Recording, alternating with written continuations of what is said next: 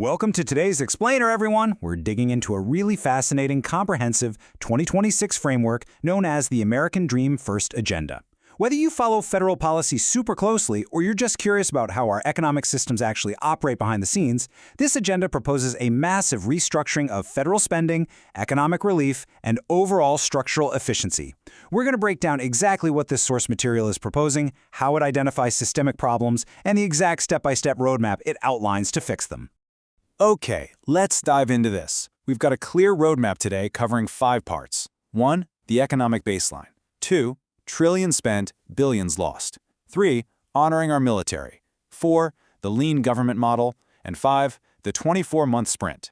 So, Part 1. The economic baseline, and taking a look at the state of the American family. To really grasp any policy framework, you kinda have to understand the core problem it's actually trying to solve, right? And the baseline for this agenda is built on one single truly staggering statistic.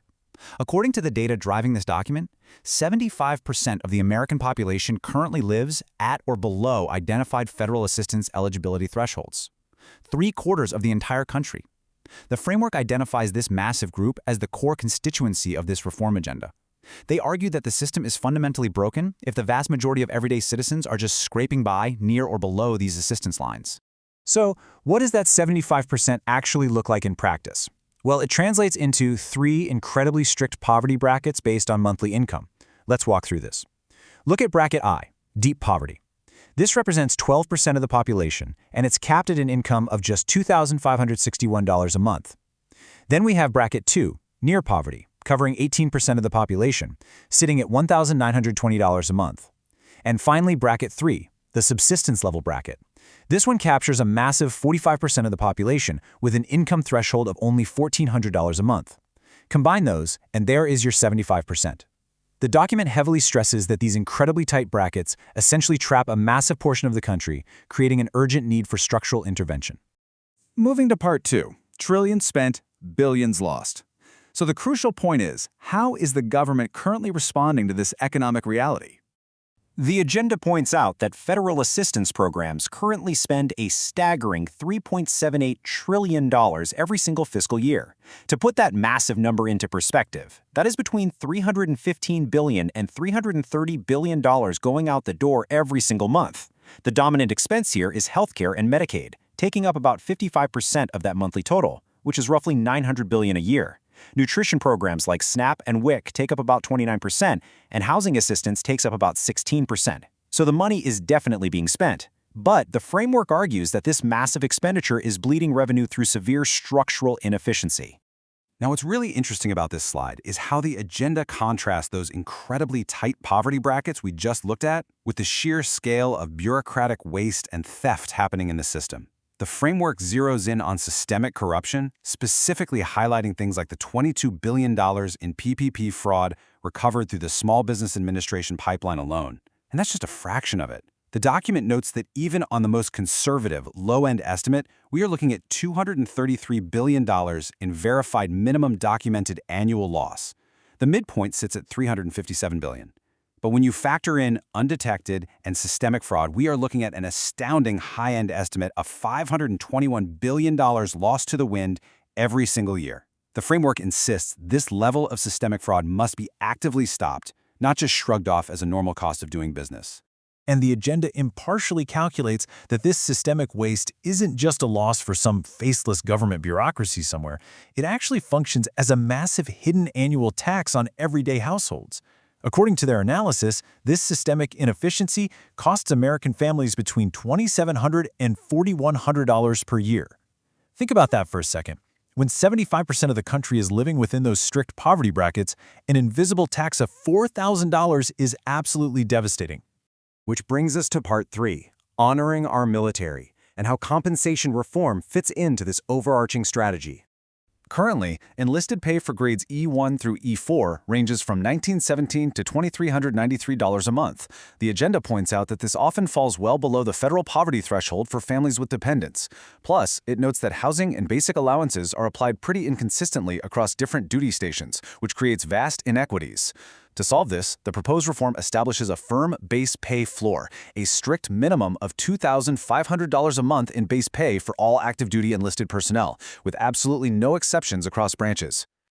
But it doesn't stop at base pay. The agenda also introduces combat pay equity, aiming to align hazard pay with demonstrated risk and deployment burdens, essentially graduating it by theater and mission classification. And perhaps most notably, they introduced the 12-month veteran transition bridge.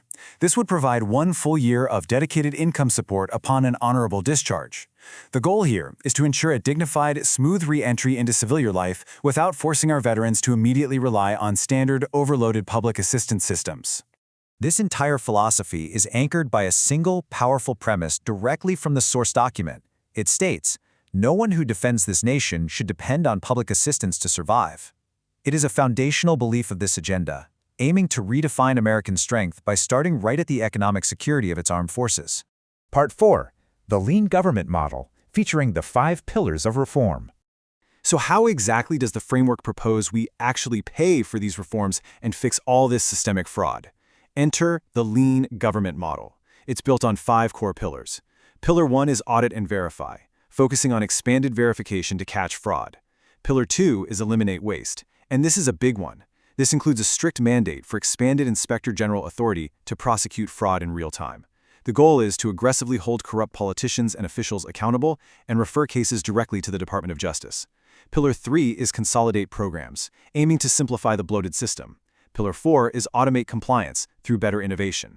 And finally, Pillar 5 is reallocate savings. That means taking all those funds recovered from fraud and structural inefficiency and redirecting them to achieve real equity for verified beneficiaries.